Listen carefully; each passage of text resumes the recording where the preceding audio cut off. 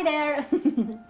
Everyone in this world is on a spiritual path, whether they realize it or not. Now, what is the so-called spiritual path all about? As the name suggests, the so-called spiritual path is the path or journey that leads us to spirit.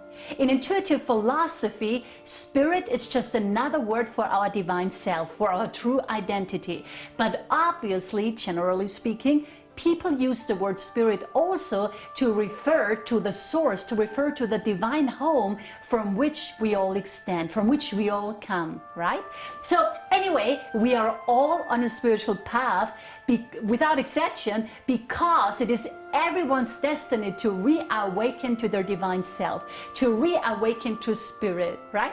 So, however, if we are not careful and really focused on our spiritual path, then it is very, very easy for the temptations of this world to steer us off our path. So if we're not focused, then we could get into troubles. However, once you have learned to disidentify from your lower self, and once you have learned to identify with your divine self, it will be totally natural and easy for you to stay focused on your spiritual path.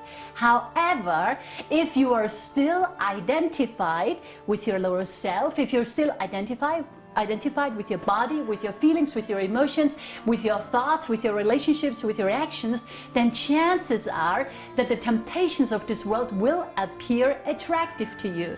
And then they will steer you off your path if you engage them, right? So, this is why it is so important to stay focused on our spiritual path. This is why it's so important to stay focused on our spiritual goals. It is so important to never ever, not even for a second, to forget that at the end of the day, that at the end of this incarnation, that at the end of our lives, the only thing that will matter is our spiritual growth. How much we have grown on our spiritual path, how much we have awakened to our divinity. So I thought that today I could share with you 5 quick tips to help you stay focused on your spiritual path, to help you stay focused on your spiritual path, on your spiritual goals, and on your aspirations. Okay, here is tip number 1. Practice what Dr. Joshua David Stone called in his book Soul Psychology, practice attitudinal healing. What does that mean? What's that? Whenever a fear-based thought comes up, stop it and replace it with a love-based one. The spiritual path is the path out of fear into love. So we have to say no to fear and we have to say yes to love. So tip number 1, practice attitudinal healing.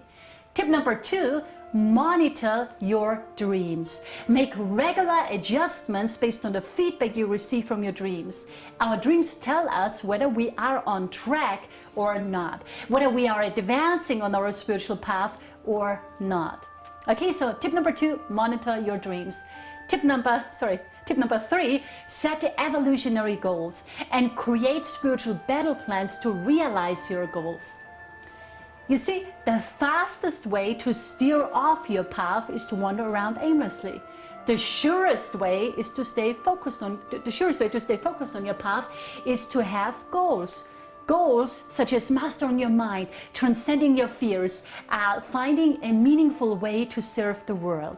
Goals keep us focused. Not having goals causes us to be unfocused, right? Many people have goals, as we know: lose weight, stop smoking, make more money, but not many people consider that our soul, that our spirit has goals too. And the kind of goal that our soul, that our spirit, follows are so-called evolutionary goals. Think about that.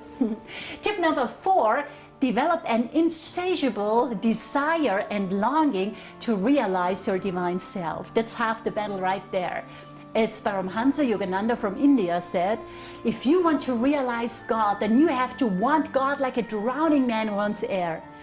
You see, if you develop such a drowning man wants air kind of desire to realize your divinity, then nothing in this world will steer you off your path. Then nothing in this world will appear attractive to you, right?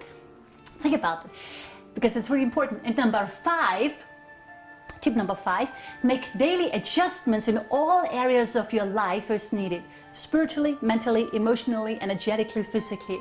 So every day make sure to align your thinking, to align your feelings, to align your actions, your behavior, your every word and deed with your divinity.